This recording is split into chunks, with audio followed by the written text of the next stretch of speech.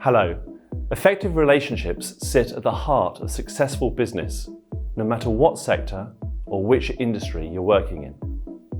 In this session, I'm going to explore the range of different commercial relationships that exist between buyers and suppliers.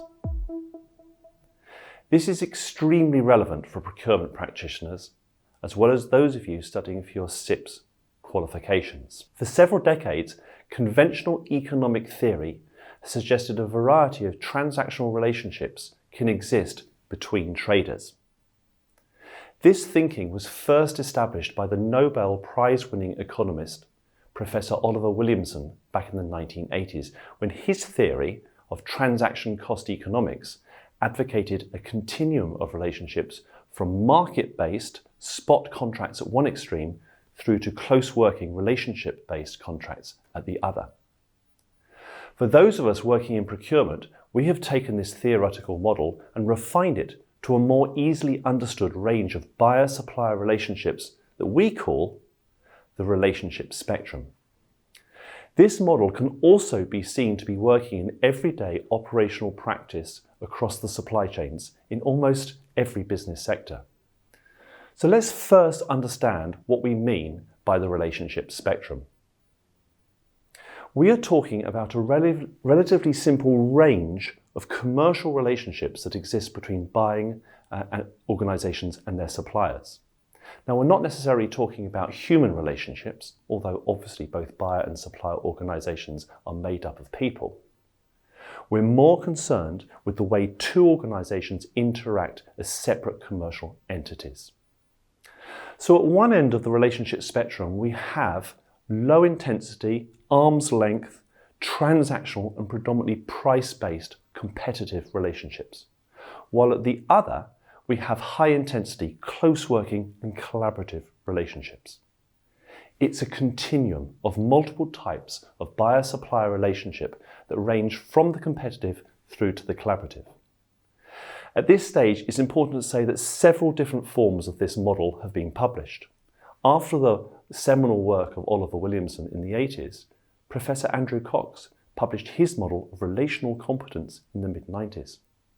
This took Williamson's work and applied it more specifically to the world of procurement and supply. Also in the 90s, Mark Moore published a useful book on commercial relationships and introduced his version of the relationship spectrum. And more recently, in 2023, CIPS has created its own version of the relationship spectrum based on these original works. Aside of which model you look at, they all consider the same range of relationship types.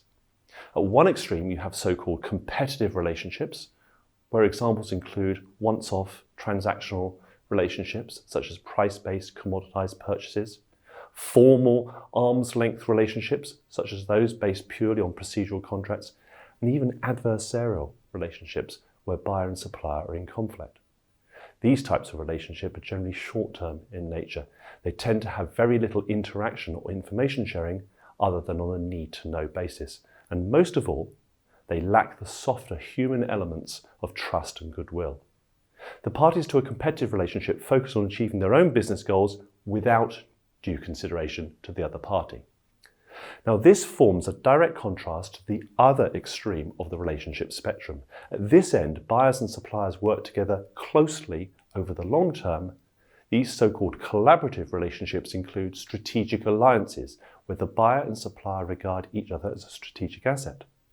Partnering relationships, where buyers and suppliers work together for mutual gain, and so-called co-destiny relationships, where the long-term goals of the two parties are so entwined they consider each other to be extensions of their own organisation, much perhaps like a marriage. As well as being longer-term collaborative relationships, tend to be closer working and far more integrated relationships, commonly supported by goodwill and trust. It's also often the case that because of these higher levels of interaction, the two parties can work together using the synergies between them to drive continuous improvement, new product development and innovation. But that said, this does not mean that these collaborative relationships are any better than their competitive counterparts.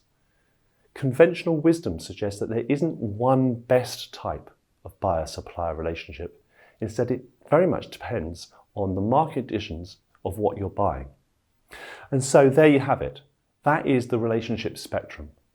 Please remember there are many different forms of this model, so when comparing different sources you may find different types of relationship positioned along each one. Now you can read more about the relationship spectrum in our book, The Procurement Models Handbook, which has been published by Routledge. I hope you found this useful, and thanks for watching.